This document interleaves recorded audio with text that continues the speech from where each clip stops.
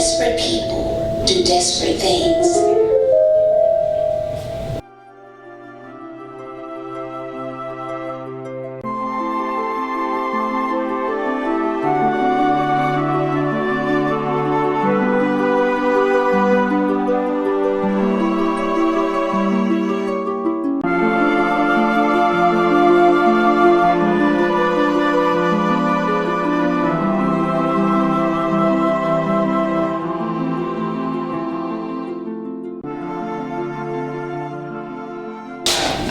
Seen this more than once, and I know you all as my friends and my New Orleans family, but I think that this is a lot of people's first introduction, not just to you, but to like the life and the spirit and like what really goes on while people are locked up, right? Like not the statistics, not what you read about in the white people, but the hearts and the souls and the minds of people. So just level set for us right now, and then we about to like really get into it. But how does it hit on you today?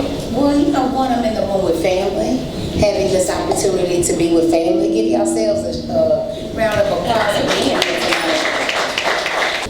The individual story is compelling, right? Like their story is compelling, their lives are compelling. Even y'all look compelling as you sit here.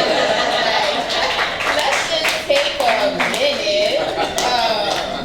But I want to, you know me, and you know what we do. I want to talk, of course, about your individual lives and your individual selves and your family.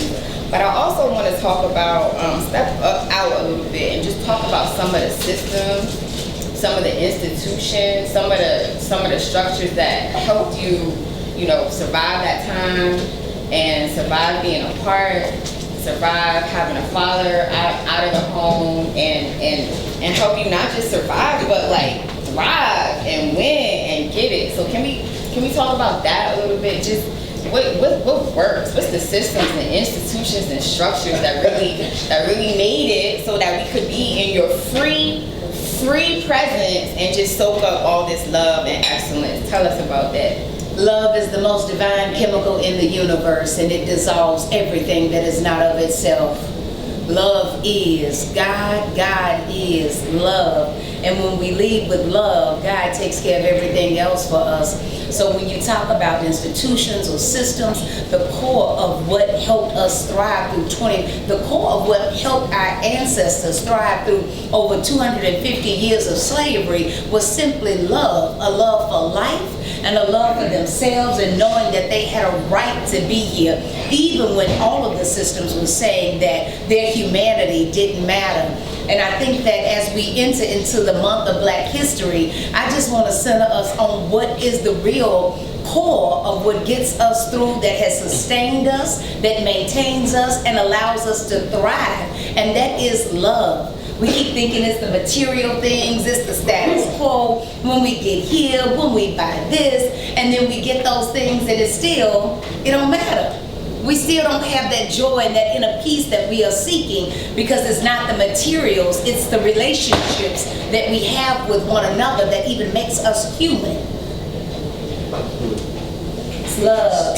It's love, baby. Can you talk to us about parenting from behind bars, and then also when you come back home, right? What that's like to be physically with your sons, and then a two unit household, which is what you intended way back when. So to be honest with you, every time that I watch the film, it's in that moment that I witness my life's most lowest and highest moment, all in concert with one another at one time.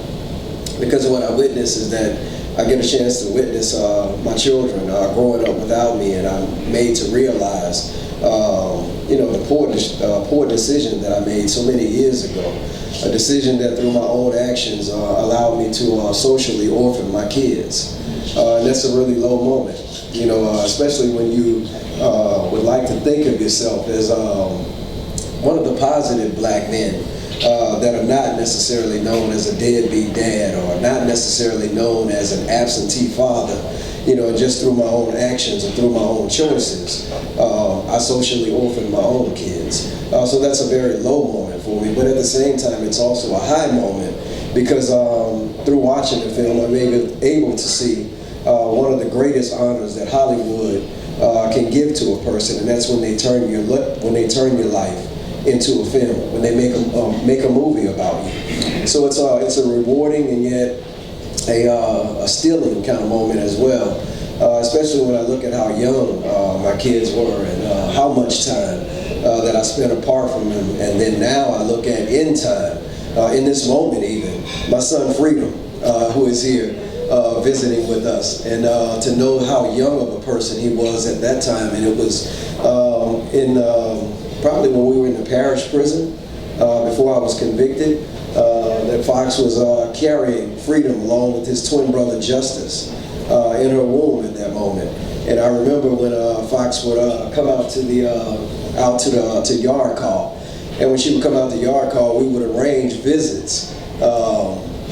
If that was such a thing, I would talk to the guy that I shared the cell with, and he had a cell that was, the window that is near the platform where the women would come out for yard call when they came out for recreation.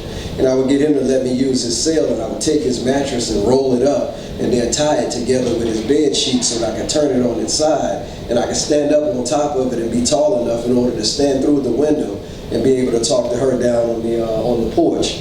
And she said, well, what are we going to name them?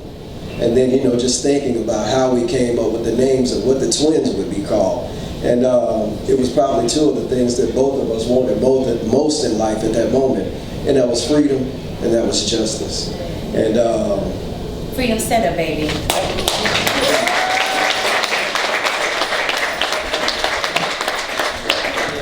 So when I look at them, I'm able to see how it is that as a family and as each individual of that family, how we were able to break the statistical odds. We know that the children of incarcerated parents are 9 times more likely to end up in prison themselves as a result of having a parent in prison. And when you think about our children, at some point in time, had both of their parents in prison, so I imagine the odds were all the more staggering for them. And we see in the film with Freedom debating issues, as a young college person, and now to know that he is serving in our U.S. Capitol, right, just a few blocks away from here.